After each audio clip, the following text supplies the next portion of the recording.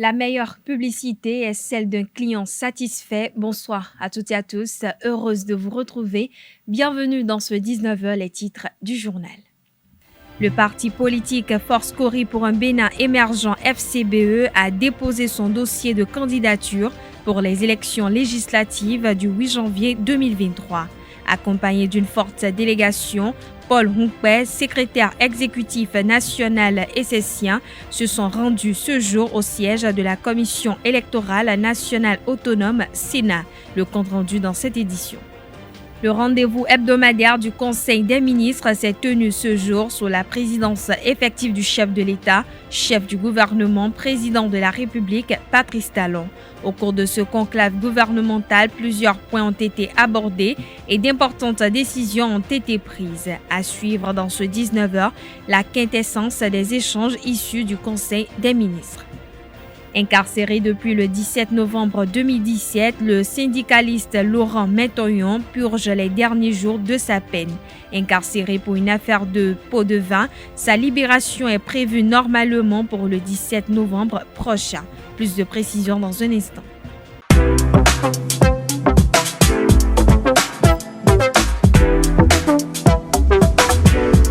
Moi, je suis à ESAE et toi? Moi, je suis en administration des finances à ESAE. Moi, je suis en diplomatie et relations internationales à ESAE. Moi, je suis en journalisme à ESAE. Émission ici, c'est ESAE. Moi, je suis en communication marketing à ESAE. Moi, je suis en droit à ESAE. Moi, je suis en gestion des ressources humaines à ESAE. Moi, je suis en gestion des marchés publics à ESAE. Moi, je suis en administration du travail et de la sécurité sociale à ESAE. Moi, je suis en sciences économiques à ESAE. Moi, je suis en banque finance à ESAE. Moi, je suis en administration générale à ESAE. Moi, je suis en audit et contrôle de gestion à ESAE. Moi, je suis en sciences juridiques à ESAE. Moi, je suis en administration générale et territoriale à ESAE. Moi, je suis en transport logistique à ESAE. Moi, je suis en gestion des projets à ESAE. Rejoignez-moi, c'est la meilleure université. Nous sommes à ESAE. Rejoignez-nous. À ESAE, l'excellence a un nom.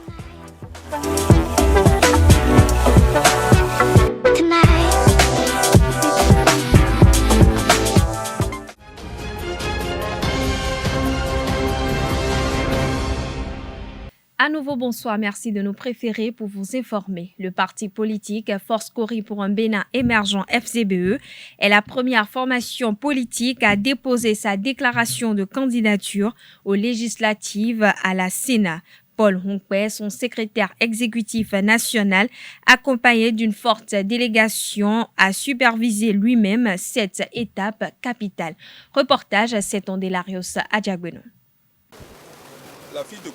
Paul Hunkpe, le secrétaire exécutif national et ses lieutenants de la Force Cori pour un Bénin émergent FCBE franchissent le pas du dépôt des déclarations de candidature pour les législatives de janvier 2023 en premier en ces dernières heures de clôture de l'opération. Il sonnait 12h30 quand la délégation s'est introduite à la Sénat. Accueillie et conduite par le président Saka Alafia, elle passe à l'accueil pour la vérification du mandat et son enregistrement dans le registre d'ordre d'arrivée.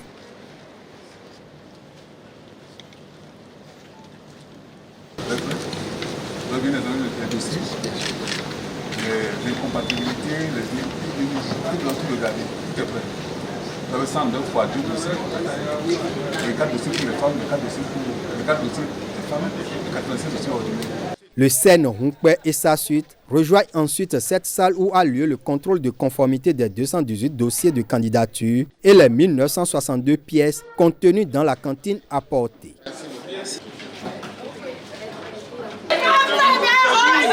Après 3 heures environ de vérification, la FCBE reçoit son récépissé provisoire au grand soulagement de son SEN. Il se réjouit du logiciel d'enregistrement mis à leur disposition. Un instrument d'enregistrement qui nous permet de vérifier les qualités des pièces et surtout de l'amplitude de ces pièces-là. Je crois qu'après le contrôle, il y a une parfaite harmonie entre le travail fait par notre équipe et l'équipe de la Sénat. Toutefois, la première force politique de l'opposition doit compléter sa déclaration avant l'obtention du récépissé définitif. Quelques pièces encore à ramener pour que on nous délivre le récépissé définitif et que nos candidats se déplacent convenablement sur le terrain. En attendant, la force Cori pour un Bénin émergent FCBE va connaître officiellement d'ici minuit ses potentiels adversaires aux législatives du 8 janvier 2023.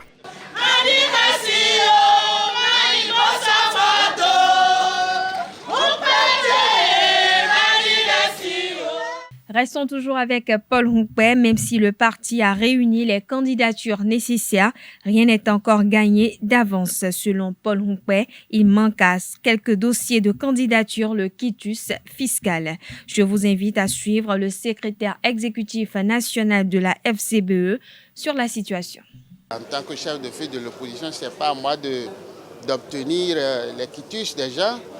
Mon devoir a été d'alerter à temps et de solliciter les militants à se mettre à jour vis-à-vis du fisc. Et donc, il n'y a pas autre moyen que de l'avoir, c'est d'être à jour et de pouvoir produire sa situation fiscale zéro et puis assez facilement. Et je dois encourager la digitalisation des services. Et je crois que ça a facilité beaucoup de choses. L'obtention du casier judiciaire, par exemple, ça a été très facile pour tous les candidats. Et pour le quitus, je crois que ceux qui n'ont pas pu s'adapter, malheureusement, ont été écartés de notre liste. Les membres du gouvernement se sont penchés ce jour sur plusieurs sujets au cours de la session ordinaire du Conseil des ministres tenue ce mercredi 2 novembre 2022. Sous la présidence effective du chef de l'État, chef du gouvernement, président de la République Patrice Talon, plusieurs points ont été abordés et d'importantes décisions ont été prises. À ce propos, je vous invite à suivre le porte-parole du gouvernement et secrétaire général adjoint du gouvernement, Wilfried Léandre Hunkbeji. Au titre des mesures normatives, en point 1, création du comité d'appui au développement de l'industrie cinématographique. Le gouvernement entend œuvrer pour la promotion du cinéma, l'objectif étant de favoriser sa contribution à la croissance économique. Le secteur viendra ainsi en complément aux nombreuses actions engagées dans le tourisme, la culture et les arts, en vue du rayonnement de l'image de notre pays au plan international. À cet effet, il s'avère indispensable de mettre en place un écosystème dédié et des équipements appropriés. C'est ce qui justifie la création du présent comité qu'animeront des experts et personnalités reconnus pour leurs connaissances et compétences du domaine. Celui-ci aura notamment pour mission de proposer, analyser, accompagner et ou apprécier les projets et actions devant permettre l'émergence d'une industrie cinématographique dynamique qui, tout en concourant à l'épanouissement des acteurs, satisfait aux attentes des cinéphiles. En point 2, transmission à l'Assemblée nationale pour examen et vote du projet de loi fixant le régime juridique du bail à usage d'habitation en République du Bénin. La réforme du crédit bail dans l'espace UEMOA et surtout l'adoption par les États parties de la loi irrelative appelle une nouvelle relecture de la loi numéro 2021-02 du 1er février 2021, modifiant et complétant celle du 2 juillet 2018 relative au bail à usage d'habitation en vue d'en soustraire les dispositions qui pourraient être source de conflit. En effet, les insuffisances et contradictions sont principalement liées à certaines exclusions contenues dans le champ d'application de la loi sous étude, l'application des dispositions de la loi relative au crédit bail aux immeubles objets de la loi sur le bail à usage d'habitation, la résiliation du contrat de location à cession dont la définition doit par ailleurs être renvoyée au chapitre irrelatif. Le Conseil a instruit les ministres concernés d'en assurer la discussion devant le Parlement. Ont été par ailleurs adoptés, au titre des mesures normatives, les décrets portant attributions, organisation et fonctionnement du ministère de la décentralisation et de la gouvernance locale, ainsi que du ministère des Affaires sociales et de la microfinance. Nomination des membres représentant l'État au sein du conseil d'administration de la Société commune d'audiovisuel, puis au sein du comité éditorial de la chaîne A+ Bénin. Les sages de la Cour constitutionnelle ont effectué dans la matinée de ce mercredi 2 novembre 2022 une visite d'inspection à la Commission électorale nationale autonome Sénat. Cette descente s'inscrit dans le cadre du rôle de la haute juridiction dans l'organisation des élections législatives. Reportage, c'est Ondélarios Adjagono. Mercredi 2 novembre 2022, jour de la clôture du dépôt des déclarations de candidature aux législatives de janvier 2023. La Cour constitutionnelle vient constater les dispositions prises par la Sénat pour réceptionner les dossiers des partis politiques. Notre visite, comme je le disais tantôt, est habituelle et traditionnelle. La Cour dit la Constitution statue souverainement sur la validité des élections des membres de l'Assemblée nationale.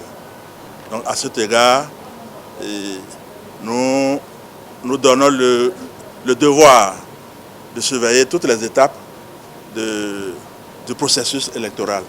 Donc c'est dans ce cadre que nous sommes là ce matin pour voir la plateforme de dépôt de candidature par les partis politiques. Les membres du Conseil électoral et de la Direction générale des élections ont tout d'abord présenté le dispositif mis en place. C'est ici qu'en principe, tous les partis qui ont été enregistrés dès le portail de la Sénat viennent pour se faire enregistrer une deuxième fois. On leur explique toute la démarche et s'ils sont prêts, on les dirige vers les équipes qui sont dans 3 salles différentes pour recevoir leur déclaration de candidature.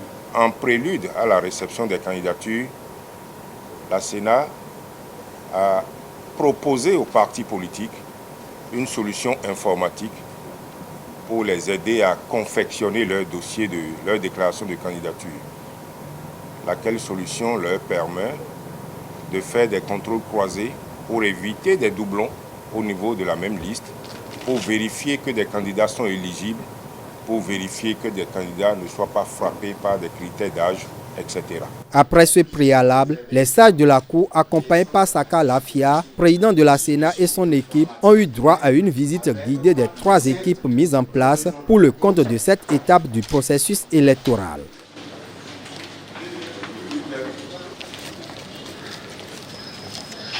Le constat effectué comble les attentes des conseillers de la haute juridiction. Nous avons donc une bonne appréciation du dispositif qui a été mis en place. Nous avons bien compris le dispositif et les explications qui nous ont été données et nous vous souhaitons bonne réussite. Le président de la Sénat a en outre rassuré les sages des autres dispositions prises pour pallier la non-utilisation de la solution informatique proposée aux partis. On va procéder comme de traditionnel. On a pris les dispositions pour payer un à un.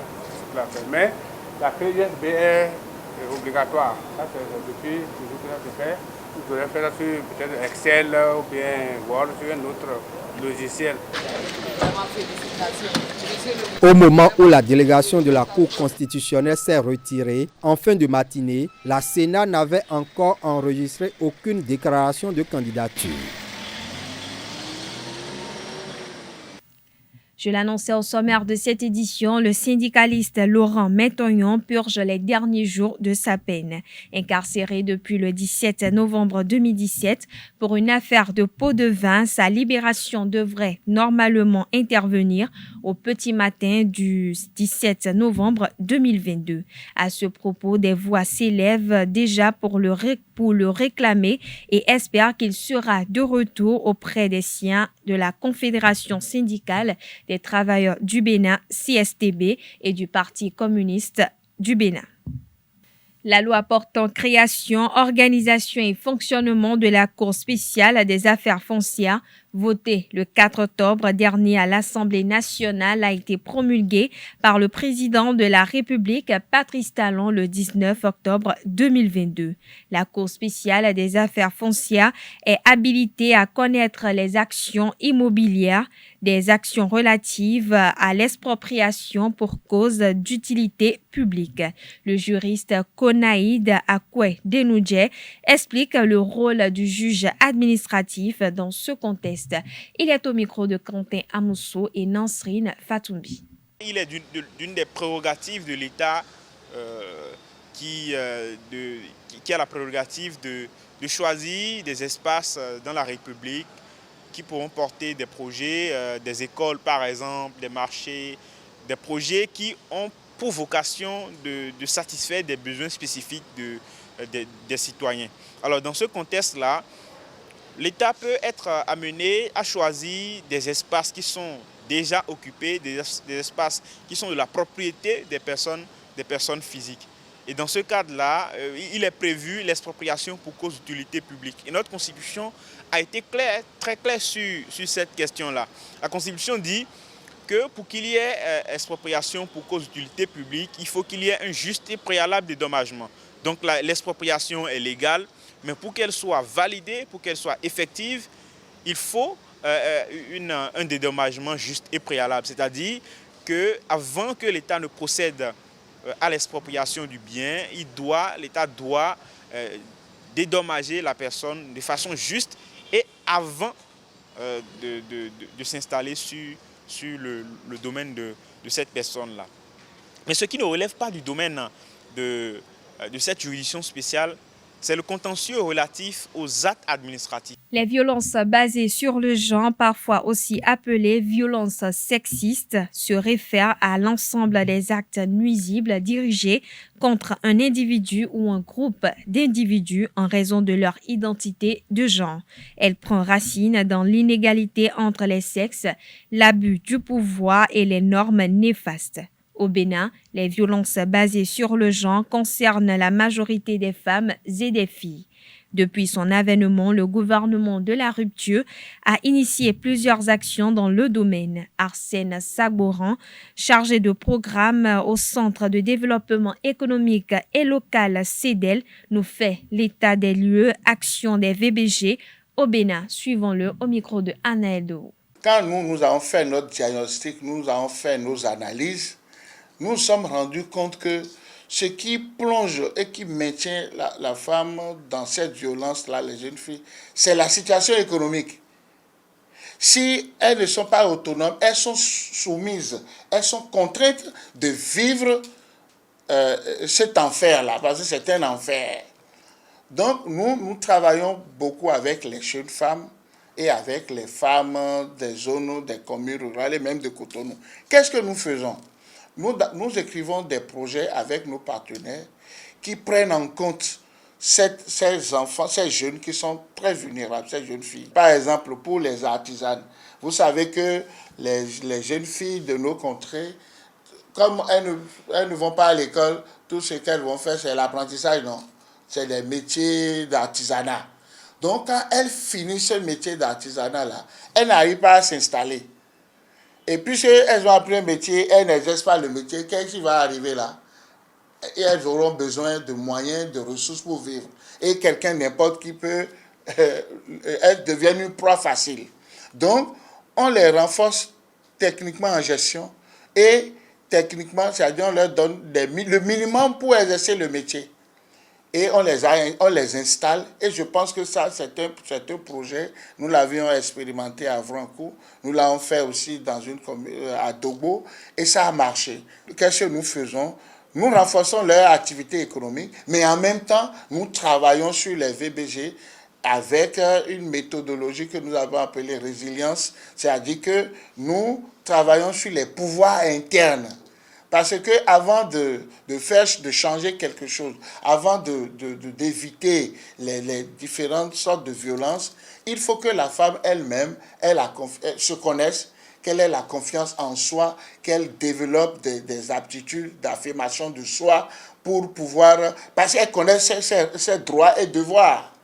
Donc, nous travaillons sur la personnalité, donc les compétences de vie qui lui permettent de développer la confiance en soi, n'est-ce pas? Et à partir de ces outils-là, nous arrivons à faire des discussions avec elles et à faire en sorte qu'elles puissent en parler. À partir de là, on intègre également les hommes dans la dynamique pour dire voilà, on fait des discussions, on fait des ateliers de cuisine, on discute et les hommes deviennent des relais communautaires. C'est-à-dire que ce n'est plus nous qui allons dans les communautés, ce sont les hommes qui ont été renforcés, qui vont parler à leur père de changer de comportement et de mentalité vis-à-vis de leurs femmes, vis-à-vis de leurs filles, pour que la situation change. Le bourreau, l'homme bourreau d'aujourd'hui a été produit par la femme. Parce que c'est la femme qui éduque les garçons et les filles. Et donc, elles doivent changer d'éducation, d'approche d'éducation pour faire du garçon et de la fille des êtres égaux ayant les mêmes droits. Et on va voir que d'ici 5 ans, 10 ans, quand le garçon qui est le futur homme va rentrer dans la société, il va bien se comporter, il va respecter la femme. Partout où nous intervenons, les VBG doivent reculer et que tout le monde soit épanoui parce que c'est le droit de tout le monde. Donc, il n'y a pas un objectif chiffré par rapport à ça. Mais toutes les cibles, tout le travail que nous faisons prend en compte l'épanouissement et le recul des VBG au niveau des communes rurales qui sont les communes dans lesquelles nous intervenons. Ça veut dire quoi? Si vous prenez, présentement, nous sommes en train de faire notre plan stratégique pour 2022-2027. Nous avons déjà mis cette stratégie-là, dans nos objectifs. Tout ce que nous allons faire prend en compte, n'est-ce pas, ces aspects-là. Toujours dans le même registre, le Centre de développement économique et local CEDEL intervient dans la lutte contre les violences basées sur le genre au Bénin en menant des activités favorisant l'autonomisation économique des femmes. Il nous en parle toujours au micro de Aneldo. C'est une préoccupation internationale parce que lorsque l'on fait un peu référence aux EDD, les objectifs du développement durable, il y a un objectif qui met l'accent sur l'égalité entre les sexes. L'objectif 10 aussi parle un peu de tout ça. Maintenant, quand on revient chez nous, c'est une préoccupation de développement à la limite.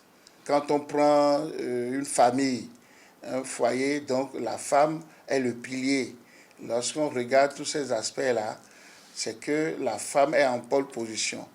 Mais on parle de VBG, de violences basées sur le genre, parce que malgré toute cette importance-là, nos traditions anciennes que nous avons héritées, dont nous avons hérité, nos comportements et tout, ces traditions-là maintiennent encore les femmes, les filles, dans une position de faiblesse. Donc, elles sont toujours reléguées au dernier rang, malgré le rôle qui n'est plus à démontrer, n'est-ce pas, qu'elles jouent dans notre société, dans la vie de tous les jours. Donc, à partir du moment où c'est une situation de développement, une problématique du développement, il va de soi que ça devient une préoccupation nationale, n'est-ce pas? Donc, si on doit parler d'état des lieux, la situation n'est pas reluisante à tout point de vue. Et donc, parce que la femme continue à être marginalisée. Notre pays, avec l'avènement de la rupture, a beaucoup évolué sur le plan juridique, sur le plan institutionnel, sur le plan légal. Je pense que les autorités de la rupture ont pris la mesure de la chose, du rôle que la femme peut joue dans notre économie, dans notre société. Et il y a beaucoup de tests qui ont été améliorés. Je peux en citer un, la loi 2021-11 du 20 décembre 2021 portant dispositions spéciales de répression des infractions commises à raison de sexe des personnes et de protection de la femme en République du Bénin, c'est une évolution majeure au niveau légal. Ça, vous demandez à n'importe quel acteur, ils vous le diront. Cette loi-là a recensé tout ce qui est récurrent dans notre société et qui constitue le goulot d'étranglement de la femme. La loi a beaucoup travaillé là-dessus et a révélé un certain nombre de sanctions. Parce que là, on n'est plus au niveau de l'amusement où on fait c'est fini les sensibilisations. Donc vous avez une panoplie de sanctions qui sont vraiment claires et je pense que ce qu'il faut faire, c'est qu'il faut que les acteurs publics se l'approprient. Les ONG se sont déjà appropriés ça, hein, mais il faudrait que les structures déconcentrées de l'État, les CPS, les centres de promotion sociale, les commissariats, qui sont des structures de l'État qui doivent connaître de ces cas de violence-là, il faudrait qu'on puisse suffisamment briefer ces acteurs. Si on veut vraiment que ça évolue, il faudrait que la loi soit appliquée. Tout simplement. Et donc, on ne peut plus dire que l'arsenal juridique que nous avons aujourd'hui n'est pas favorable. Le cadre institutionnel même est favorable. Parce qu'il y a même l'Observatoire de la famille, de la femme et de l'enfant, OOFFE, qui est une institution qui est en train de travailler aujourd'hui, qui est actif. Donc le cadre est là, les tests sont là. Tout ce qui reste, c'est les décrets d'application des tests, l'appropriation des tests par les acteurs et que chacun joue son rôle. En spiritualité, la célébration de la fête de Toussaint n'est pas destinée aux morts, mais plutôt aux saints qui ont vécu. Interrogé sur la question ou la portée de cette célébration, le métaphysicien exorciste Léon Todjinou a donné quelques clarifications à travers une interview accordée à Jacques Marion d'Almeida. Suivez plutôt. La Toussaint est une fête identitaire chrétienne, décrétée par le pape Grégoire III, qui a régné en l'an 731-741. Et cette fête est décrétée pour fêter en honneur ou pour honorer tous les saints, connus ou non connus, à une date prise pour honorer tous les saints en général. Nous devons comprendre que la fête chrétienne appelée la Toussaint, c'est la date symbolique. C'est une date symbolique 1er novembre. Pour ne pas chaque fois célébrer sur le calendrier romain, chaque saint, si l'Église va fêter la date où va fêter chaque saint, ça va être un peu, l'effectif est un peu pléthorique.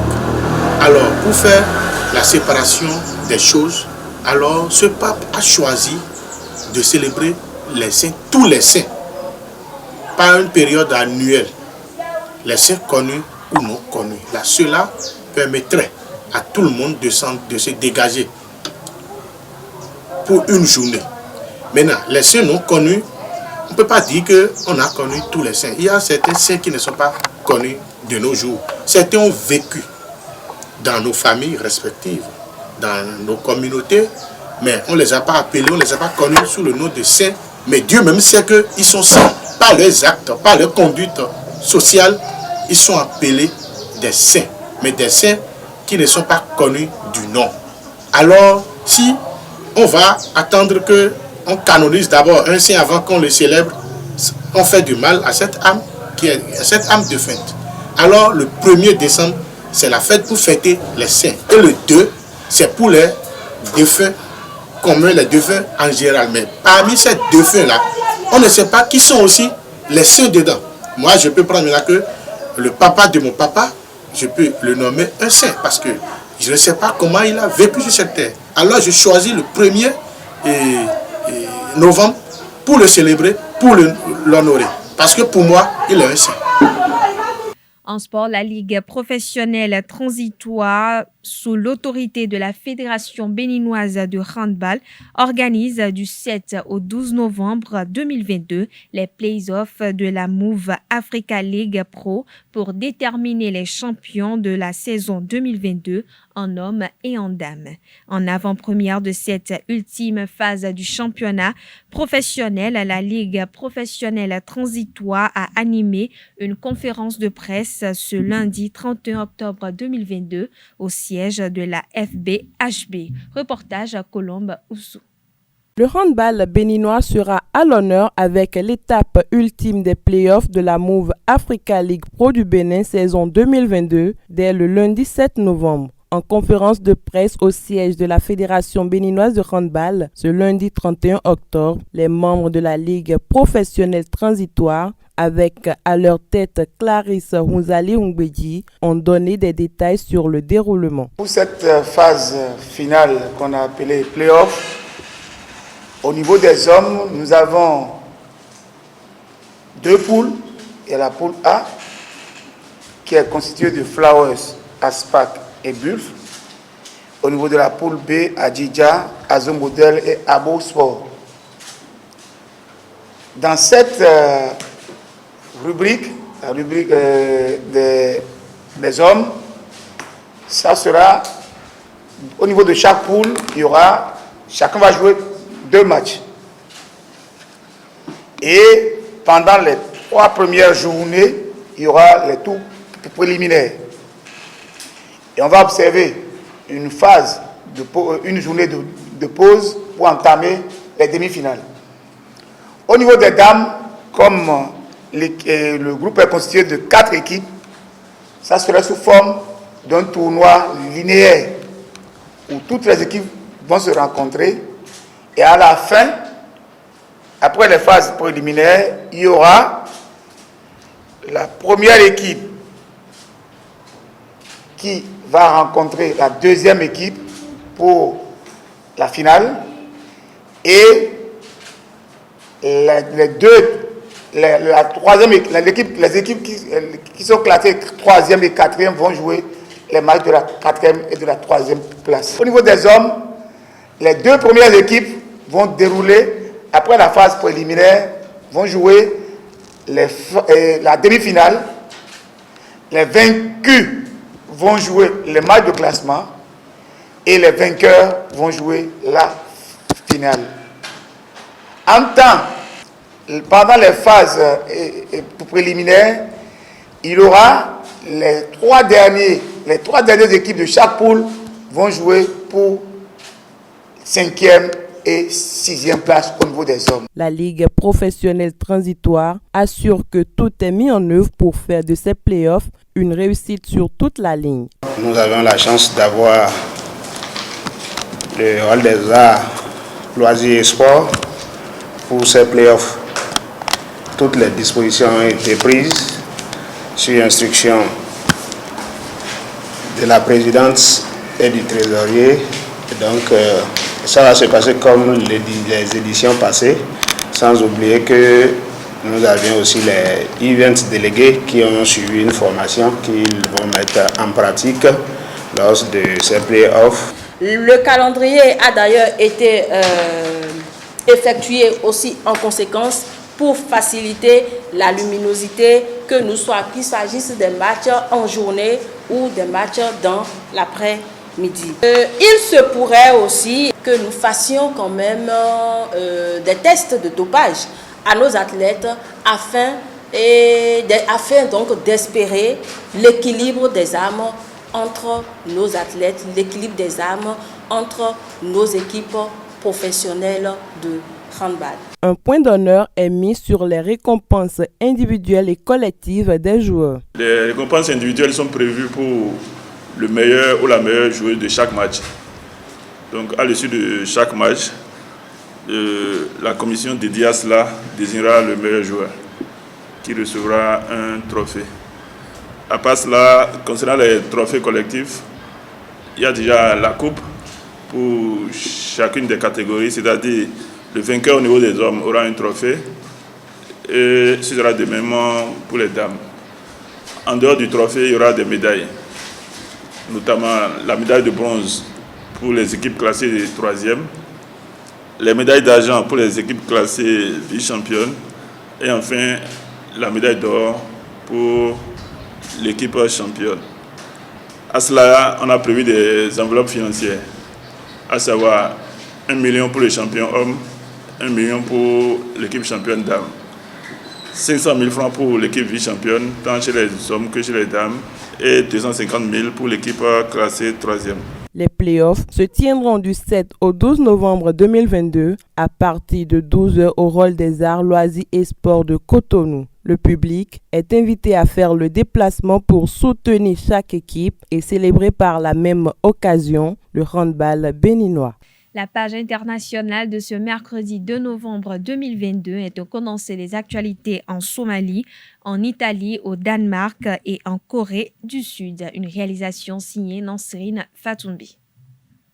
En Somalie, le nouveau président Hassan Sheikh Mohamudou est entré en croisade contre le système de taxation et d'impôts imposé par les Chebabs qui constituent leur principale source de financement. À la différence de son prédécesseur, le nouveau président somalien reconnaît ce phénomène et se dit déterminé à s'attaquer à cet empire économique. Il s'adresse régulièrement aux commerçants pour les exhorter à refuser de payer cette taxe. Pour le président Hassan Sheikh Mohamudou, la guerre contre les Chebabs ne doit pas être seulement militaire. En Europe, à présent en Italie, un décret du gouvernement de Giorgia Meloni interdit les rassemblements festifs non autorisés de plus de 50 personnes dans des terrains et des bâtiments publics ou privés et prévoit des sanctions allant jusqu'à 6 ans de prison pour les organisateurs. Une menace sur toute manifestation spontanée pour l'opposition qui dénonce un État policier. Au Danemark, le bloc de gauche de la première ministre danoise social-démocrate Mette est arrivé en tête ce mardi lors des élections législatives mais sans majorité face à un bloc regroupant la droite et l'extrême droite selon les sondages réalisés à la sortie des urnes. En Asie-Pacifique, d'après Séoul, la Corée du Nord a tiré ce mercredi 2 novembre au moins 10 missiles de types différents dont un serait tombé pour la première fois près des eaux sud-coréennes. Le président de la Corée du Sud estime qu'il s'agit d'une invasion territoriale. Dans le même temps, il a convoqué une réunion du Conseil national de sécurité au sujet de ce lancement qui, selon les analystes, est l'un des plus agressifs et menaçants depuis plusieurs années. Voilà, chers internautes, ainsi prend fin cette édition. Merci pour votre attention. D'ici là, portez-vous bien.